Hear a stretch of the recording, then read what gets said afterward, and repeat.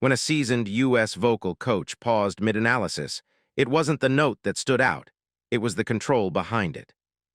From a reporting standpoint, moments like these are becoming increasingly common across online music commentary. Clips featuring British classical crossover singer Jonathan Antoine have resurfaced in recent years, often drawing attention from American vocal professionals who specialize in technique rather than genre. What they point out consistently is not volume, but efficiency. Antoine's voice carries significant weight, yet it remains notably stable across long phrases. According to vocal analysts, this balance is difficult to achieve, especially for singers who first gained attention at a young age. What makes this observation newsworthy is the context. Antoine's early public image was built around raw, unexpected power, a narrative that tends to overshadow technical nuance. In contrast, recent commentary frames his performances as examples of restraint rather than excess. Experts note that sustained resonance without audible strain often signals years of technical recalibration. This shift in how his voice is discussed marks a departure from earlier coverage, which focused primarily on spectacle. As more professionals weigh in, the conversation is changing. Instead of asking how loud the voice is, analysts are questioning how it has endured. And that question leads directly into the conditions under which that voice was first introduced to the public. Sudden fame can accelerate a career, but it can also compress years of pressure into a matter of months. Jonathan Antoine entered the public eye during a period when televised talent competitions were shaping global music discovery. As part of a vocal duo, he was quickly framed by broadcasters as an unexpected standout, a label that drew attention but also narrowed public expectations. Media coverage at the time emphasized contrast, youth paired with vocal intensity, often leaving little room for gradual development. Industry observers now point out that such framing can unintentionally create long-term challenges for emerging artists.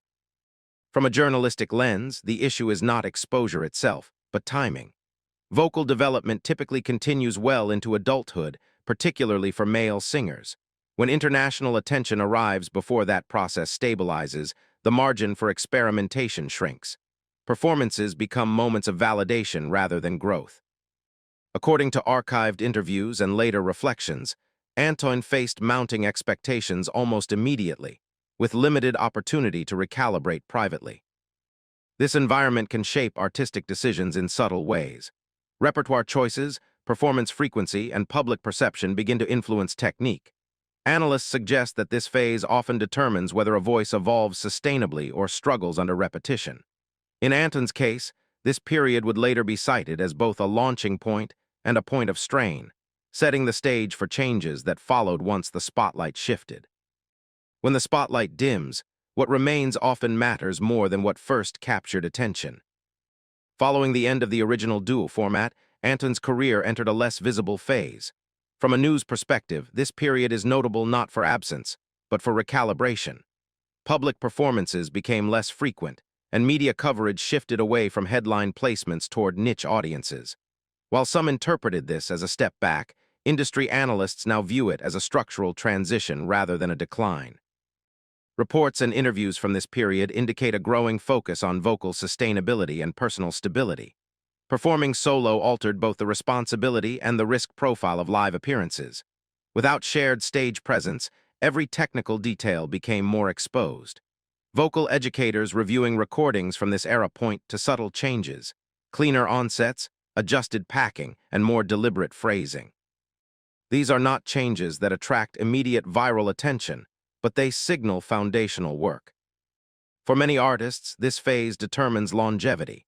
Reduced visibility allows space for correction without public scrutiny.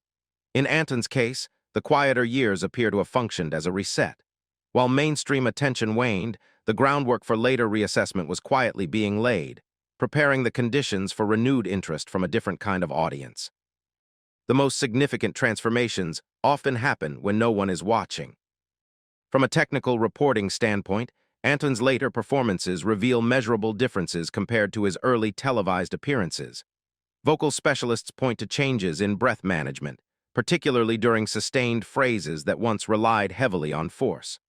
Weight loss and physical conditioning are frequently mentioned, not as aesthetic shifts, but as functional factors affecting airflow and stamina. These adjustments align with established vocal science. Improved respiratory efficiency reduces pressure on the vocal folds, allowing for longer performance longevity. Analysts reviewing side-by-side footage note increased consistency across registers and fewer compensatory movements in the neck and jaw. Such details rarely register with casual listeners, but are immediately recognizable to trained professionals. What makes this redevelopment noteworthy is its timing. Rather than capitalizing on early fame through repetition, Antoine appears to have prioritized structural correction. This choice often carries short-term costs in visibility but long-term benefits in reliability. By the time his performances began circulating again online, the voice being evaluated was no longer a developing instrument. It was a rebuilt one. When experts stop talking about volume and start talking about control, the narrative changes. Recent reaction and analysis content from US-based vocal coaches has reframed public discussion around Antoine's work. Instead of describing his voice as merely powerful, commentators focus on distribution of effort. They note controlled vibrato, stable pitch centers, and emotional delivery that no longer disrupts technique. This shift in language is significant, as it reflects professional criteria rather than audience spectacle. From a media analysis standpoint, this reframing alters audience perception. Viewers are guided to listen differently, to notice packing, dynamic restraint, and tonal consistency. These are markers associated with career longevity rather than momentary impact. Experts emphasize that voices capable of this balance are uncommon, particularly among singers who began performing under intense public pressure. As these assessments circulate, Antoine's performances are increasingly positioned as case studies in vocal preservation. This reframing does not rely on hype. It relies on contrast between past and present, and it naturally leads to broader questions about why such voices are often reevaluated later rather than celebrated consistently. Sometimes an artist isn't rediscovered, they're finally understood. From a broader industry perspective, Jonathan Antoine's current reception illustrates how digital platforms enable delayed reassessment. While his genre has traditionally occupied a narrow commercial space, algorithm-driven discovery has introduced his work to audiences outside its original market. Reaction content, commentary clips, and archival performances now coexist, allowing listeners to trace progression rather than snapshot moments. Analysts note that this layered visibility encourages long-form engagement. Instead of focusing on a single viral performance, viewers explore timelines, comparing early promise with later execution.